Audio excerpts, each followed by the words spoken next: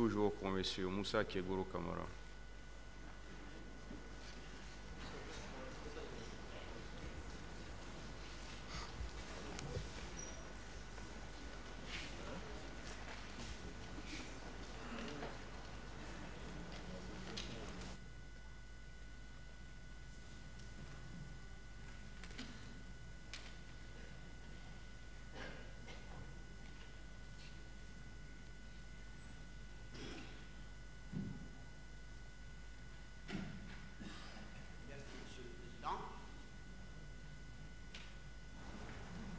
Merci les redoutables assesseurs. Merci le parquet. Je n'oublie jamais mes adversaires de la partie civile. Mes 38 confrères de la défense.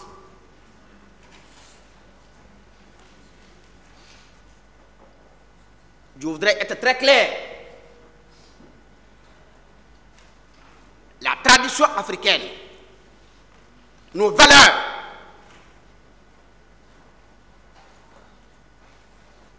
nous devons les valoriser. Nous ne sommes pas à Washington, on n'est pas en Chine, on n'est non plus à Paris. Les reconnaissances et les remerciements constitue le socle de notre valeur. Je regrette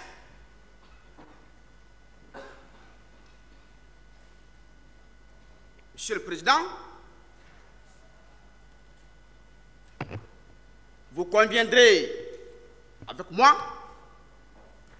qu'après le passage fabuleux de ces éminents confrères, je me trouve dans une situation compliquée. Double préoccupation. La première, c'est celle de mes prédécesseurs qui viennent de faire un exposé technique. Le chirurgien de droit, M. Vogui, hier, Monsieur le Président, après son passage, dans les conditions normales, il ne devait pas intervenir. Doublé par celui de Maître Keita, pour la cause du colonel Moussa Kegoro Kamara, Monsieur le Président. Ce matin, je leur ai dit que mon arrivée était inopportune parce que les exposés étaient à la hauteur des attentes. Monsieur le Président,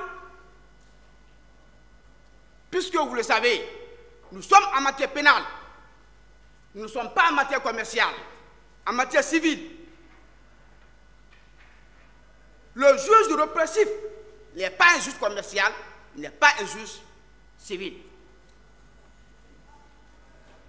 Il a besoin de tous les éléments. Tous les éléments, dis-je.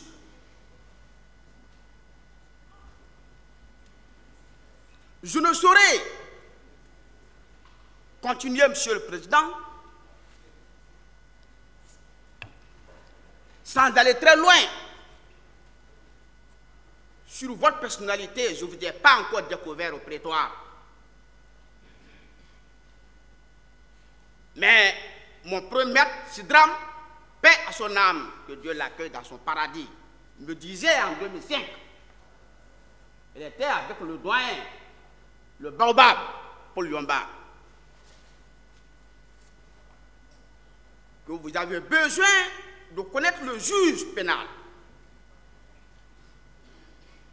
Vous avez besoin de savoir comment le juge répressif vous regarde. Vous avez besoin de savoir comment il regarde ses conseillers. Vous avez besoin de savoir comment il regarde les adversaires potentiels. Ce sont ces critères qui le différencient du juge civil et du juge commercial.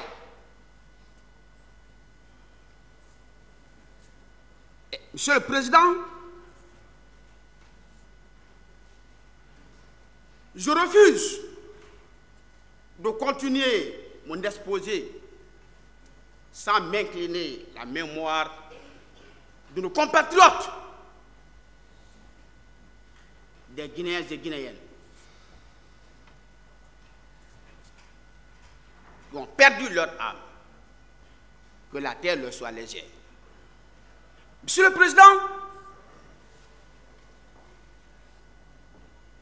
les parents des décédés, de nos compatriotes, ils sont accueillis dans le paradis. Nous sommes des religieux, musulmans et chrétiens, on sait. Si votre vie est ôtée par les prochains, le sort qui vous est réservé, on le sait, ils sont déjà au paradis. Faites beaucoup attention, les parents. Je pleure leur âme. Où qu'ils sont, ils sont fiers, plus que nous. Ils sont fiers plus que nous. Leur vie ont été ôtées par le compatriote. Vous le savez très bien. Demandez les imams, demandez les pasteurs. S'ils sont fiers plus que nous, Monsieur le Président, les redoutables assesseurs, les parents des victimes, nous devons beaucoup faire attention. Ils ne seront pas parmi nous de porter plainte contre nous-mêmes.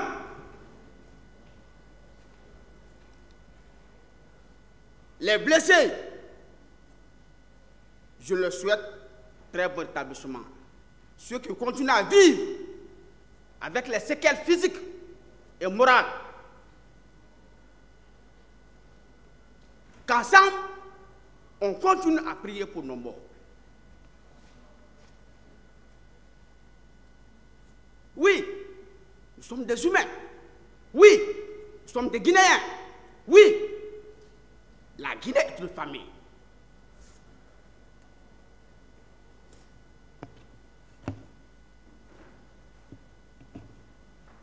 Monsieur le Président, je m'impose la rigueur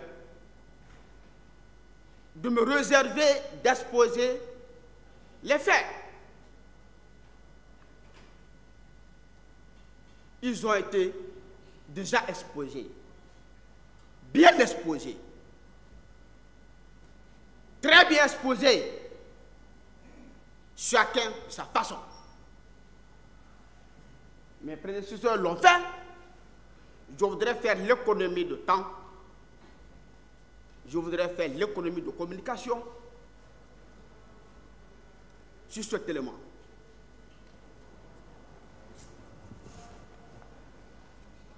Monsieur le Président,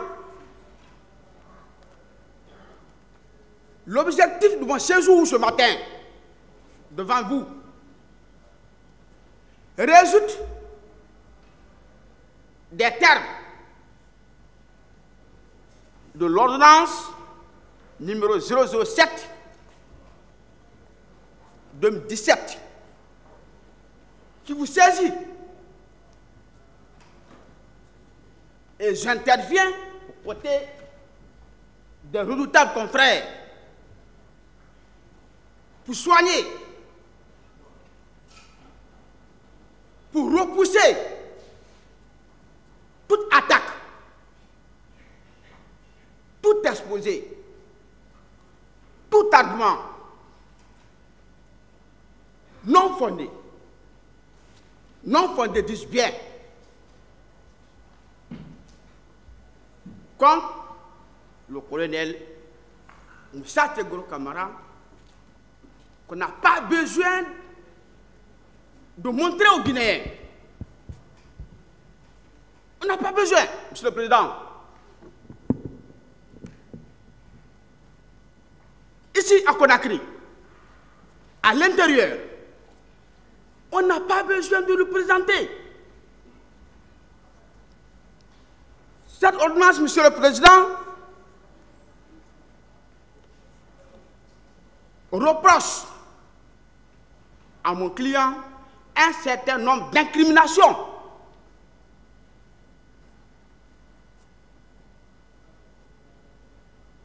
Résultant des événements du 28 septembre 2009 au stade du même nom à Conakry. Et au nom de ces incriminations, Monsieur le Président, elles ont été à plusieurs fois rappelées. Nous avons l'assassinat, meurtre et complicité, séquestration et détention, complicité de coups et blessures, entrave à l'arrivée des secours et la non-assistance à une personne en danger. Monsieur le Président, hier, 3 juin 2024, mon confrère et ami, Jean-Pierre Sofogui, s'est livré à une démonstration juridique, amphithéâtrique, linéaire, sur les infractions d'assassinat, meurtre, complicité, séquestration et détention.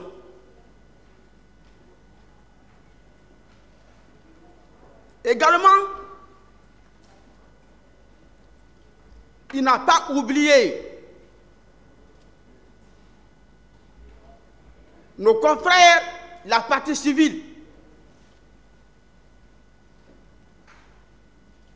Je lui ai dit d'arrêter. J'avais pitié d'eux.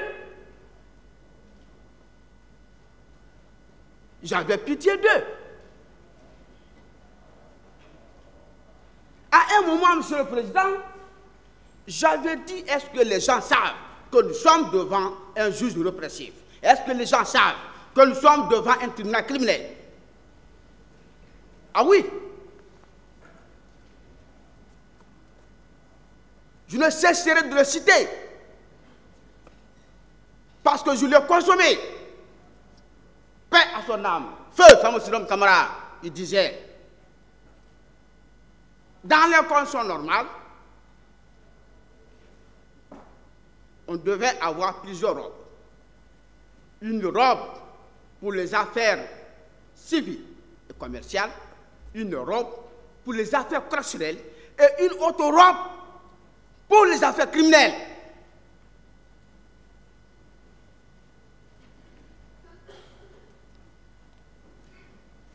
Monsieur le Président, je ne serai pas long. Je ne devais même pas intervenir.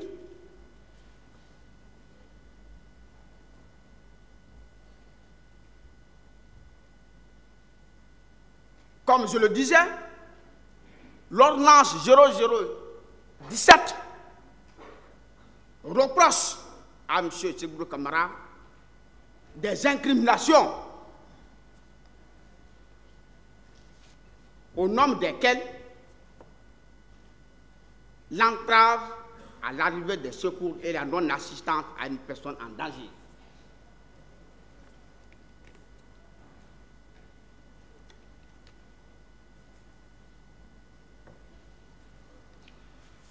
En ce qui me concerne, Monsieur le Président,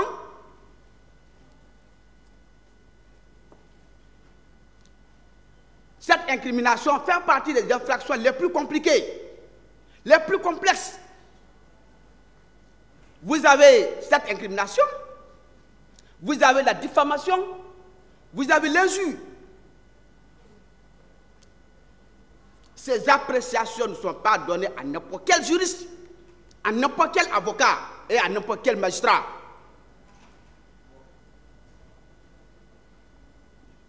Parfois, elles sont matérielles. Parfois, elles sont morales. Infraction d'ordre moral. Mes confrères d'hier, M. Sofogui résumait les quatre infractions qu'on reproche à M. Tigrou de l'absence. Parce que je l'avais dit, nous avons l'obligation d'aider le tribunal. Notre mission régalienne, c'est ça. Que chacun joue sa partition pour que la décision qui en résultera soit saine. Je lui ai dit que nous devons aider la partie civile à se lever. Elle est à terre. Le parquet également est dans le coma. Il faut les aider. Vous, le tribunal, Monsieur le Président,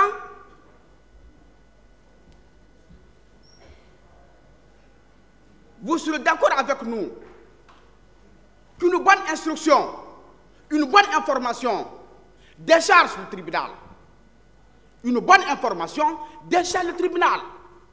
Parce que l'information est faite pour aider le juge à abréger son rôle, à abréger son travail.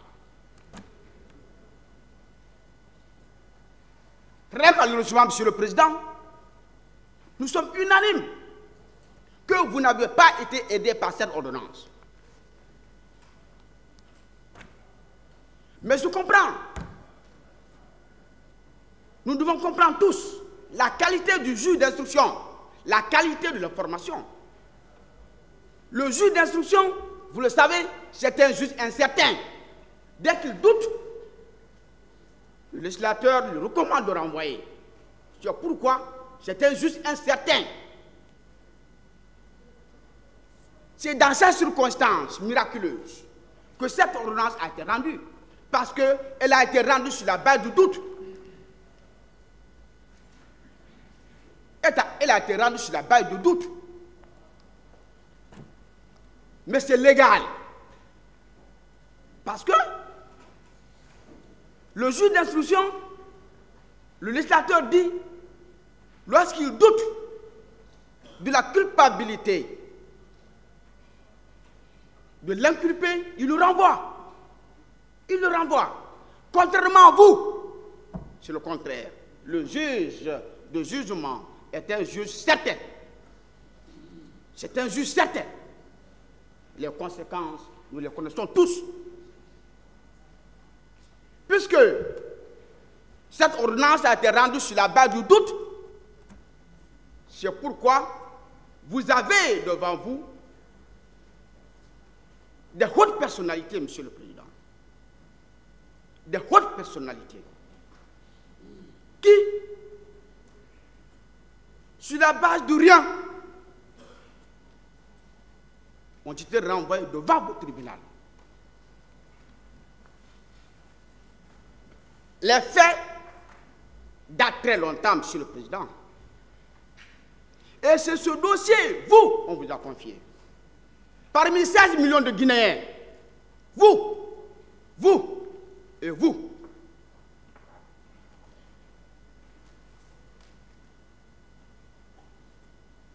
beaucoup de magistrats, très expérimentés. Le choix, Monsieur le Président, est tombé sur votre personne. Le choix, Monsieur le Président, est tombé sur la personne de vos assesseurs. Une responsabilité lourde. Lourde. Ce soir, à deux éléments. La confiance des personnes qui ont la charge d'assumer la politique pénale du gouvernement. Deuxièmement, Monsieur le Président, le destin. Le destin. Oui, depuis sa naissance, ce petit pays, vous avez eu cette chance de diriger le plus grand procès de l'histoire de notre nation. Le plus grand procès de l'histoire de notre nation. À moins que je me trompe, je n'en passe pas qu'un procès ait fait plus d'un an. Cette responsabilité, Monsieur le Président, elle dépasse nos réflexions sur le destin. Je viens de le dire, Monsieur le Président, cette ordonnance rendue sur la base du doute qui renvoie nos clients devant vous et vos assesseurs, qui, d'un côté, nous avons des compatriotes dans le cadre de la gestion de la nation, dans le cadre de la discussion des problèmes de la nation, dans le cadre des entretiens politiques, se sont croisés avec Suétane. Se sont croisés avec Suétane, Monsieur le Président. Oui, il y a l'explication politique, il y a l'explication technique. Je suis pour la morale. Nos compatriotes qui avaient décidé de venir se faire entendre au stade, et ceux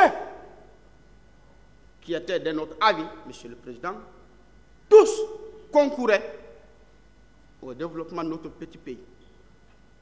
Tous concouraient au développement de notre nation, la nation à tous. Cette compétition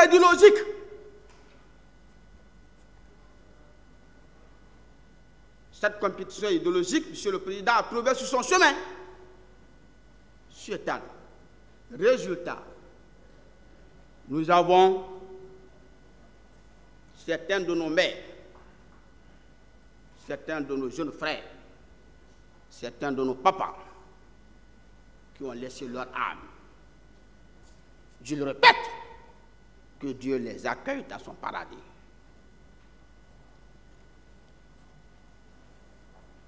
Monsieur le Président, en ce qui me concerne, je n'entends pas déroger à la Convention.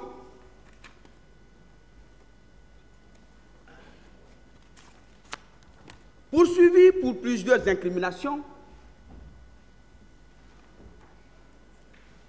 dont la dernière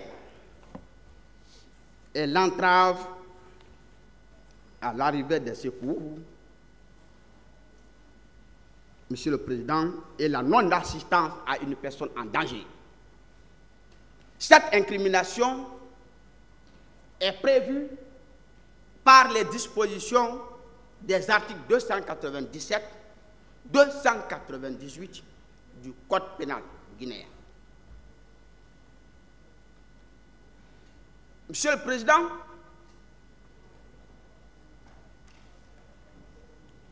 je disais que mes éminents confrères, avec les mots qu'il fallait, avec la teneur qu'il fallait, ont exposé, ont détaillé ce que c'est que l'assassinat, meurtre, complicité, en un mot, les infractions matérielles sur les personnes. Les infractions matérielles sur les personnes. Je voudrais me réserver de revenir sur ces éléments, Monsieur le Président, mais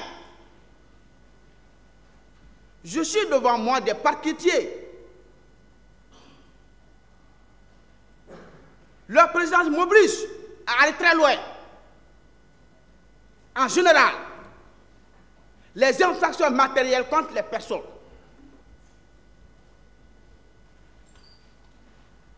ont leur dénominateur commun. Ont leur dénominateur commun. Peu importe l'incrimination. Le premier élément, Monsieur le Président, des infractions matérielles, assassinat, meurtre, surtout, séquestration, détention, exige deux acteurs. Exige deux acteurs. Il faut une victime. Il faut une victime. Il faut enfin un agent pénal. Un agent pénal. Je dirai après, Monsieur le Président, que j'ai eu pitié au parquet parce que les interventions étaient faites avec remords. Avec remords. Parce que le procureur lui-même, que je connais mieux, est un pénaliste, Monsieur le Président. Les infractions matérielles sur les personnes, disais-je, le premier élément, l'agent pénal. Et, Monsieur le Président, cet agent doit être identifié. Cet agent doit être identifié.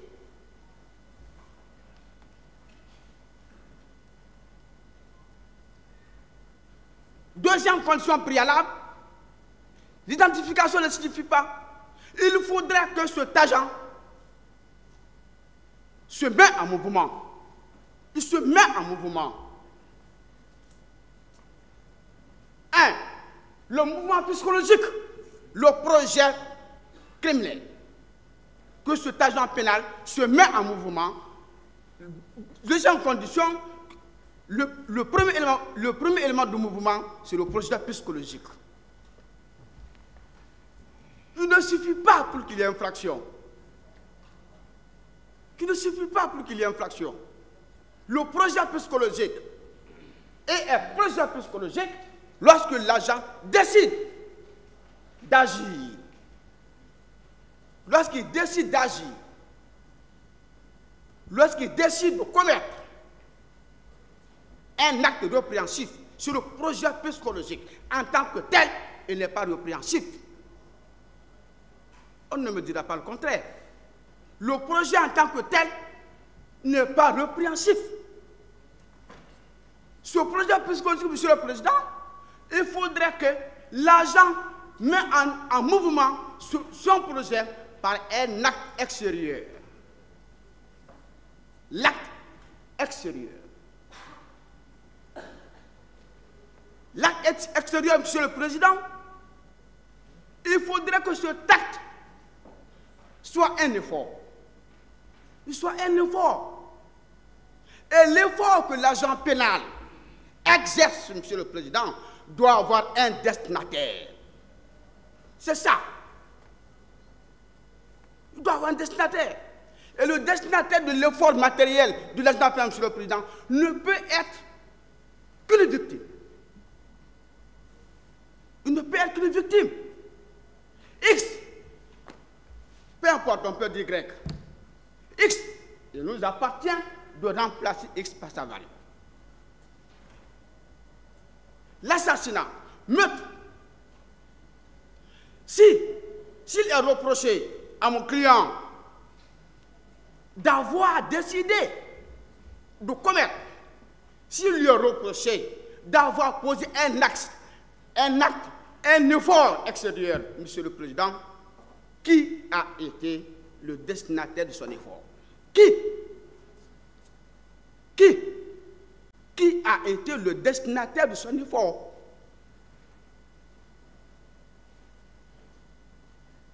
Monsieur le Président, personne. Le droit pénal est un droit certain. C'est la matière exacte de toutes les disciplines de droit. C'est la matière exacte. Lorsque l'exactitude du droit pénal est entachée d'insuffisance, Monsieur le Président, le juge pénal est perturbé. Il a sa décision. Oui. On lui colle une valise d'incrimination. Je viens de le dire.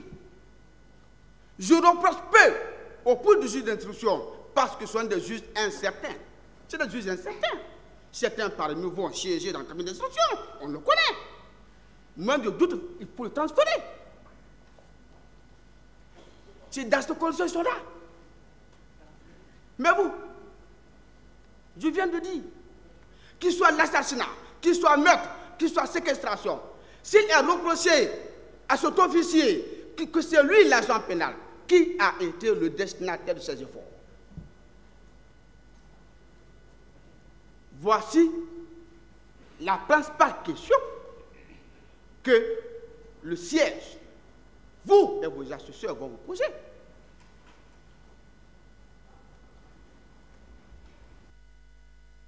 Si par miracle,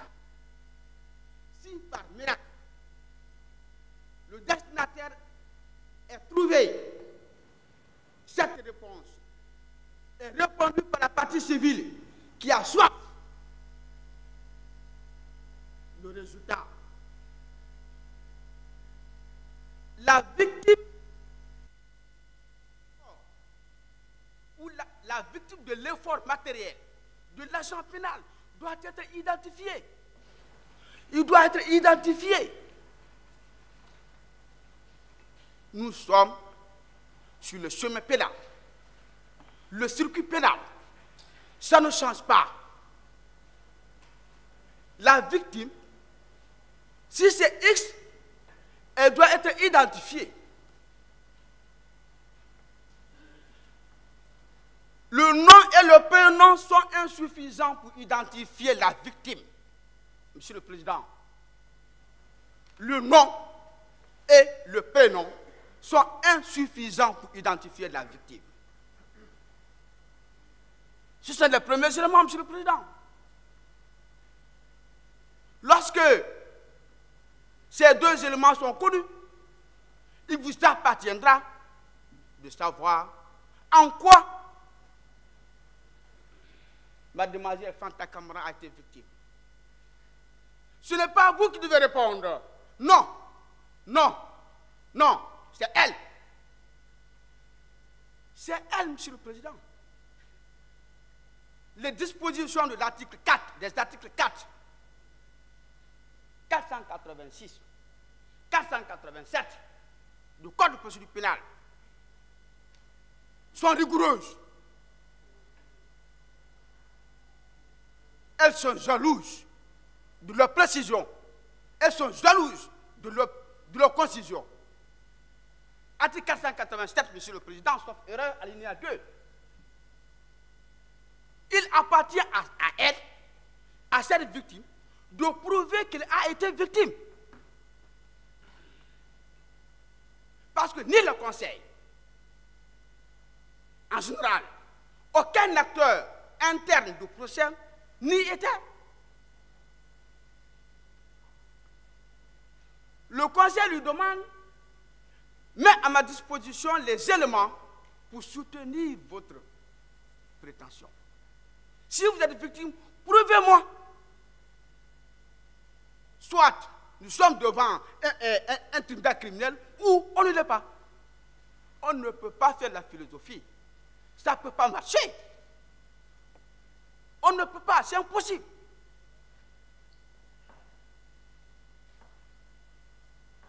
Depuis les premiers jours de mon séjour, Monsieur le Président, je ne cessais de taquiner mon confrère et ami DS.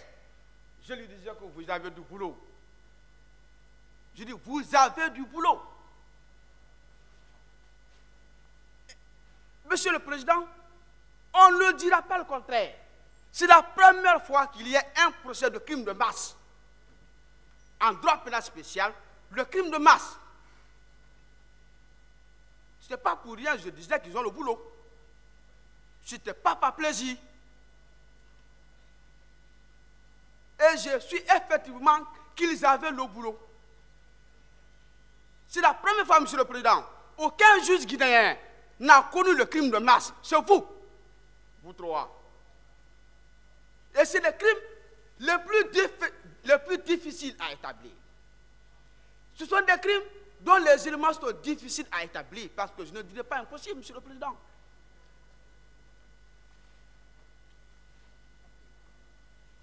L'insuffisance de la technologie de notre nation doit pas avoir pour conséquence la condamnation. Non. Le crime de masse, Monsieur le Président,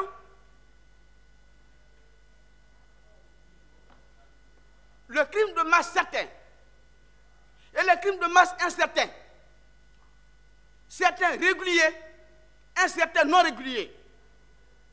Le crime de masse certain, Monsieur le Président, vous avez 10 personnes arrêtées. On a 3 armes à 4 jeunes de tirer sur les 100 personnes. Les 3 jeunes tirent sur 100 personnes, Monsieur le Président. Sur 100, 15 tombent. 15 tombent. 15 tombent. Il vous appartient. Il appartient à tous les acteurs de déterminer. Les agents sont connus. Ces 3 jeunes, X, Y, Z. Mais les victimes, elles sont connues. Nom, prénom, domicile. Et la scène de crime est déterminée. Mais il appartient. Les 3 jeunes qui ont tiré sur 100 personnes, dont il y a eu 15 victimes. Or, le principe de la causalité, le principe de la connexité développé hier par mon talentueux confrère,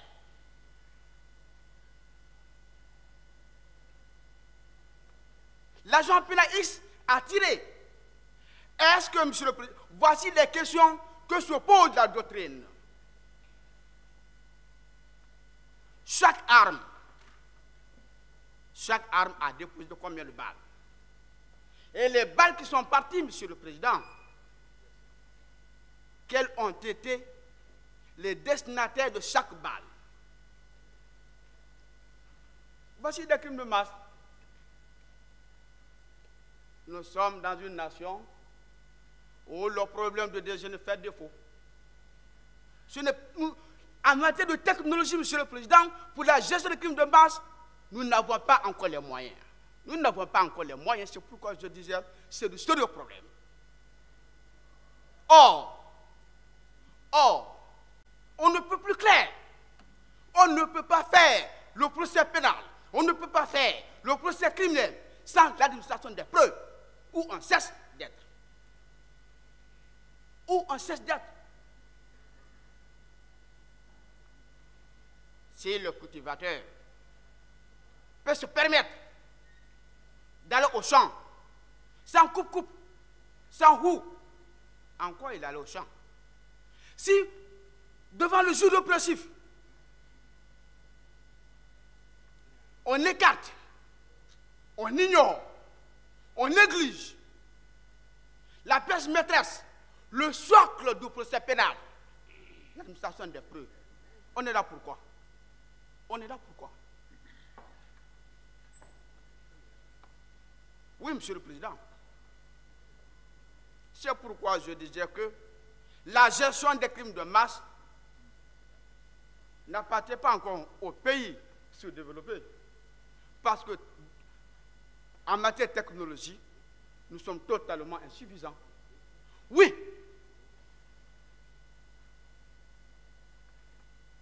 Nous n'avons pas encore connu l'étude d'ADN. L'étude d'ADN, Monsieur le Président, nous n'avons pas encore connu. La détermination, l'exemple que je viens de donner, la détermination des propriétaires de chaque balle tirée. Et l'étude sur chaque victime. Parce qu'on est obligé, c'est une obligation d'abord juridique,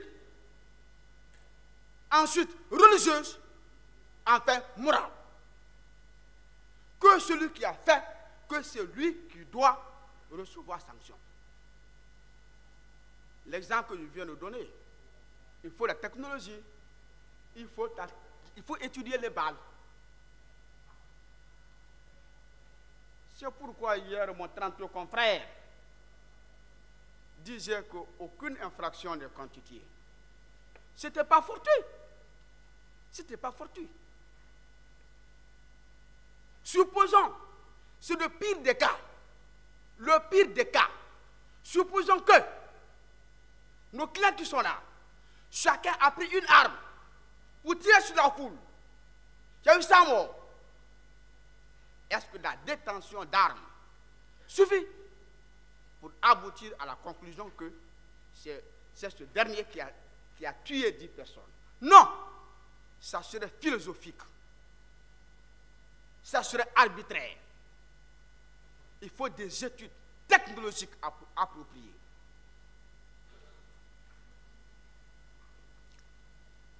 C'est pourquoi hier, Monsieur le Président, les infractions matérielles qui sont reprochées à nos clients, à mon client, ne peuvent pas être constituées et personne dans cette salle ne peut prouver. La partie civile n'a même pas tenté. En matière pénale, la partie civile joue un rôle secondaire d'administration des preuves pour la culpabilité de l'accusé. Un rôle secondaire.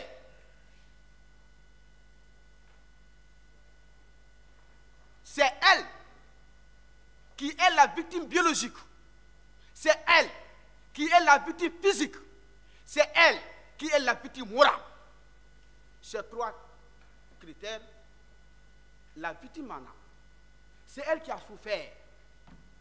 C'est elle qui a été traumatisée. C'est elle qui a perdu une jambe. C'est elle qui a perdu ses biens. Ce n'est pas le parquet. Il appartient à la partie civile de jouer sa partition à 90%. Parce que c'est elle qui a sur sa tête trois qualités. La victime biologique, la victime physique et la victime morale. Le parquet, Monsieur le Président, est une victime légale, pas plus. C'est parce qu'il y a violation de la loi. Il n'a rien à perdre. Le parquet n'a perdu aucun montant. Le parquet n'a jamais été traumatisé. Jamais. Le parquet n'a perdu aucun pied. Et pour aider le tribunal, notre partie civile, très désordonnée, ça a été dit hier, on ne peut plus, n'a apporté aucun soutien au parquet dans l'administration des preuves parce que c'est elle qui est la victime. C'est elle. Ce n'est pas à nous de prouver notre innocence. Non. Non. Non. Ça a été dit hier. Il appartient à vous, partie civile, parquet, de prouver que nous sommes coupables. C'est le principe de la présomption d'innocence. C'est un principe irréfragable, universel. Un principe béton qu'on ne peut pas changer. C'est impossible. Pourquoi? C'est pourquoi, Monsieur le Président, pour vous convaincre vos assesseurs, convaincre le parquet, je dis même le parquet,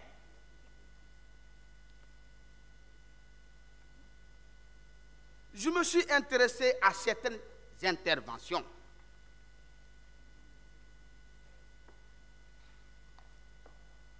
Avocat par avocat. Du début à la fin, la déception était rude. Totale.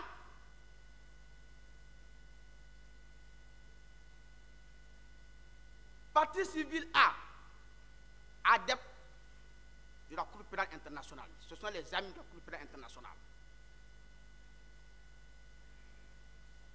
C'est mon professeur de droit civil, maître Ami de Paris.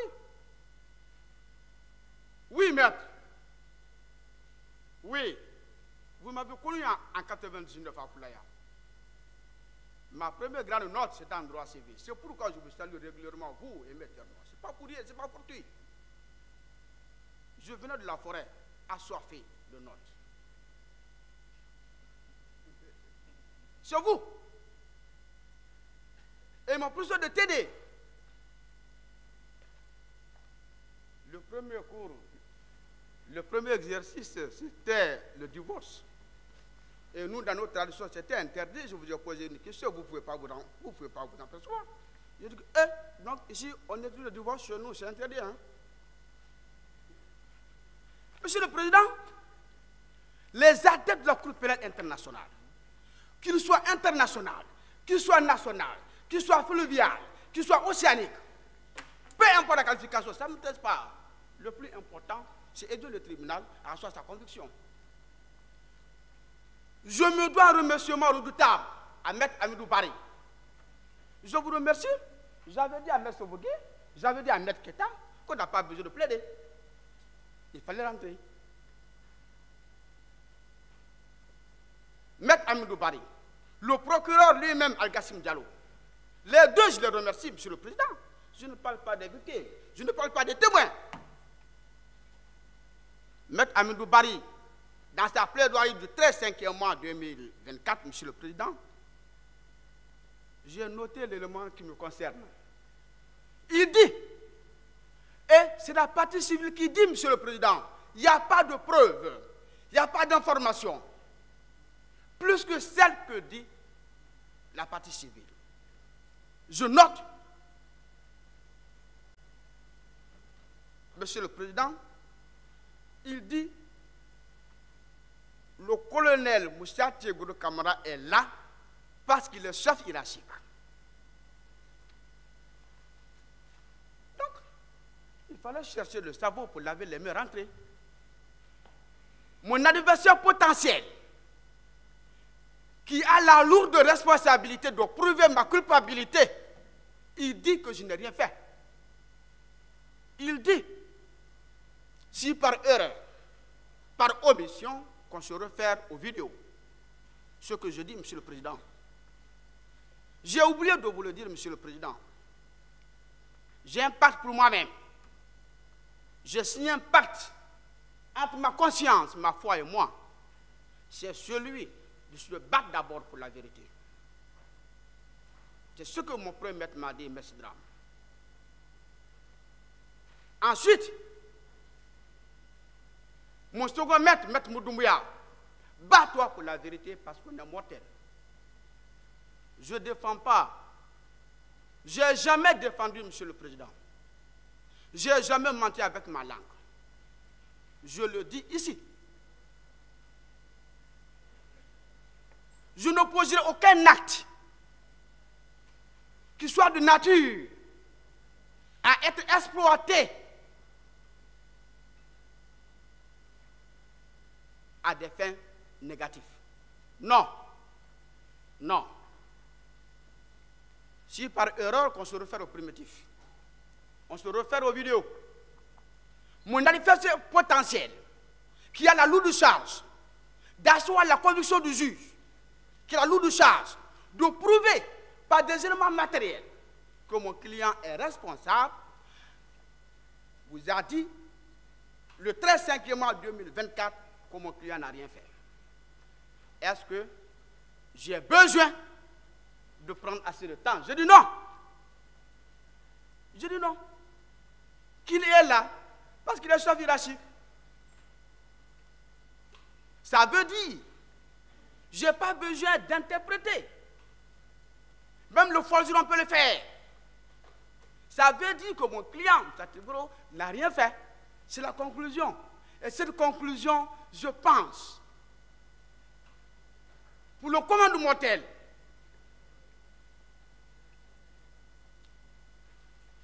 donc, pour Amidou Barry, c'était le plus important.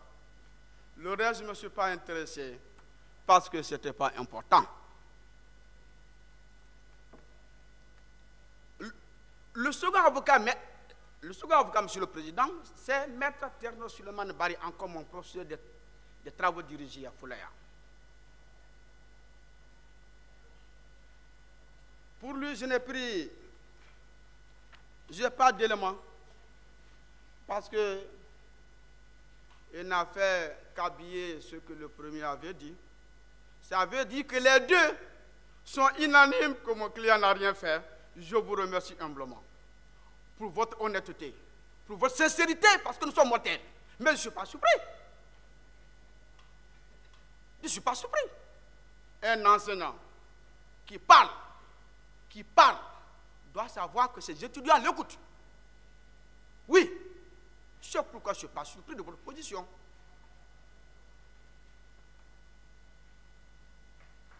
Colonel Moussa Kamara vous remercie pour votre sainteté, votre honnêteté professionnelle. Après le collectif de la CPI,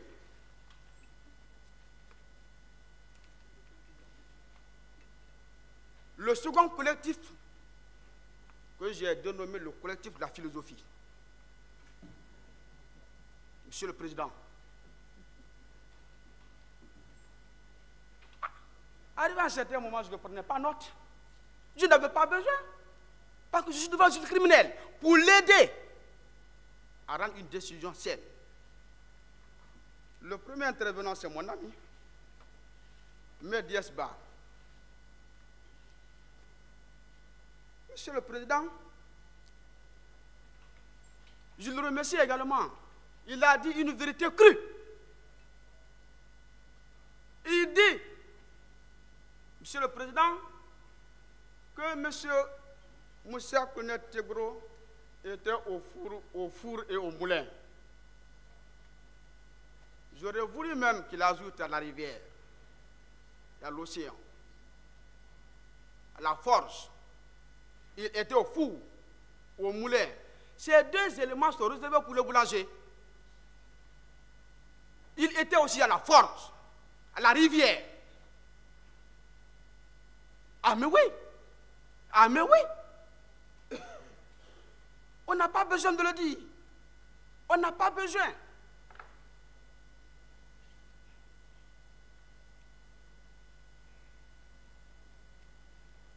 Beaucoup de victimes ont parlé de lui. On n'a pas besoin. Tous les Guinéens l'ont vu. Tous les Guinéens. 2 milliards de Chinois l'ont vu. 850 millions d'Africains l'ont vu. Parce que c'était à la télé. Mais c'est ça aussi les fractions. Pour vous convaincre, pour vous aider, voici ce que le leader du club de la philosophie apporte.